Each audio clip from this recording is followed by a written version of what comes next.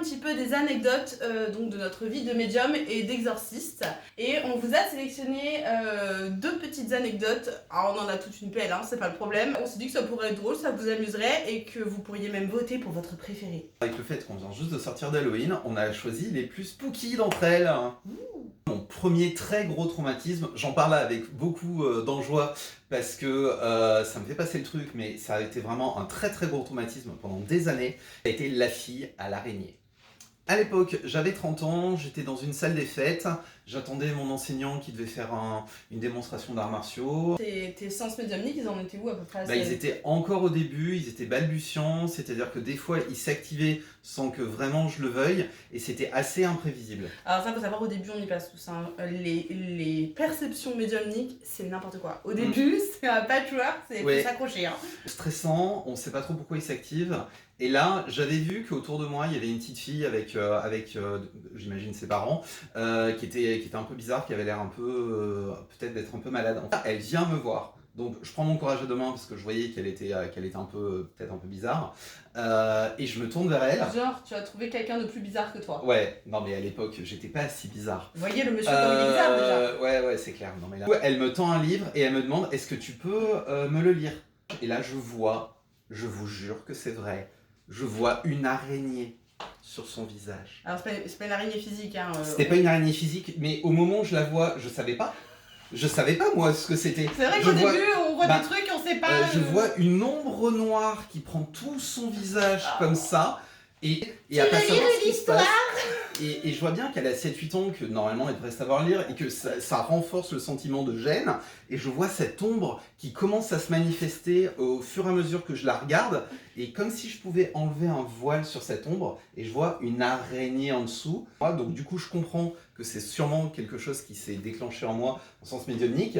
L'horreur ne finit pas là, parce que je prends le livre dans les mains, je commence à l'ouvrir, mais j'arrive pas à ne pas bloquer sur l'araignée qui mange tout son visage. Et là, à ce moment-là, je vois l'araignée qui pulse, qui voit que je la regarde, qui me regarde de ses yeux étranges. Et là, elle se réfugie, elle commence à bouger toutes ses pattes, et elle se réfugie dans la pauvre enfant, et elle se loge dans l'œil. Elle se loge derrière l'œil, comme ça, en rentrant. Et là, j'entends presque des bruits que franchement, même Alien, ils auraient pas osé. Et j'ai eu envie à moi de l'arracher.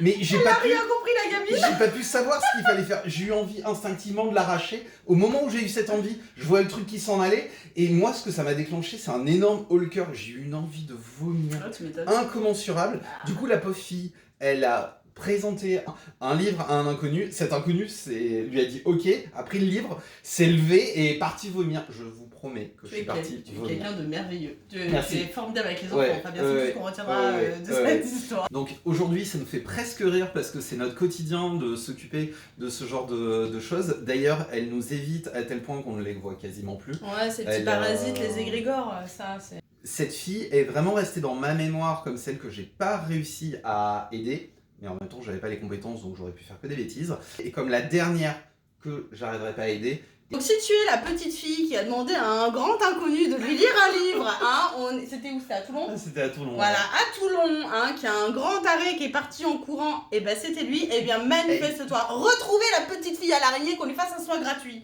Ok, à mon tour. Et alors, toi, alors du coup, moi mon histoire, elle va être encore plus simple que ça. Moi je traversais un bon moment de dépression, c'est très important pour l'histoire. Je sentais qu'il y avait pas mal d'énergie, mais alors moi c'est pareil, j'étais au niveau 0 de mes capacités médiumniques, hein. Vraiment on était au tout début. Je vais me coucher normal, je me couche sur le côté avec la main sous l'oreiller. Et je m'endors, pas mal, tu me diras. Là d'un coup je sens mon oreiller qui se soulève tranquillement, on m'attrape le poignet, on me tire la main comme ça, donc forcément je me réveille dans un état de panique avancé, pas très sympa.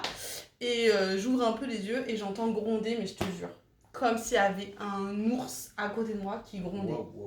Du coup, là, je peux te dire que le réveil se fait très vite. Hein. Là, c'est des moments où vraiment ton cerveau il clignote dans tous les sens, c'est un peu abominable. Je finis par m'asseoir dans mon lit, un peu tremblante. Et, regarde, et là, je crois que c'est la première vraie grosse vision que j'ai eue hors méditation. Où en fait, je vois la créature, une espèce de mec bossu comme ça, avec des pics dans le dos. Et tu sais, il avait la peau comme les momies, un peu grisâtre, brunâtre et collée sur les os. Mais un truc d'une horreur pas possible. J'ai paniqué évidemment, je me suis mise à faire toutes les prières possibles et imaginables. Et aujourd'hui, bah, c'est un égrégore et bah, je sais les enlever comme ça. C'est drôle comme on était de la characane au début, on s'est lancé. Ah là, oui. Oui. C'était une catastrophe. Faites pas comme nous. Hein. C'est pour ça qu'on a besoin de mentors et qu'on a besoin de gens pour nous apprendre parce que vraiment, oui. c'est la cata. Et du coup, on vous laisse voter pour votre préféré. Pensez à vous abonner et des bisous.